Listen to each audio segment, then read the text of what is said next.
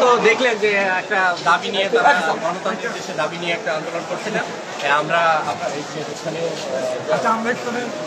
রাজনৈতিক নেতা এবং আমার ঊর্ধ্বতন কর্তৃপক্ষ, পুলিশ, বেঙ্গল পুলিশ, আমরা তারপরে আরএনবি সবাই মিলে সুন্দরভাবে গাড়িটা রিলিজ করতে সক্ষম হয়েছি।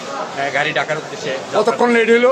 ধন্যবাদ। এটা আমরা আসলে ওইভাবে যাচাই করি না, ব্যস্ত ছিলাম তো, পরে আপনার ডিটেলস জানানো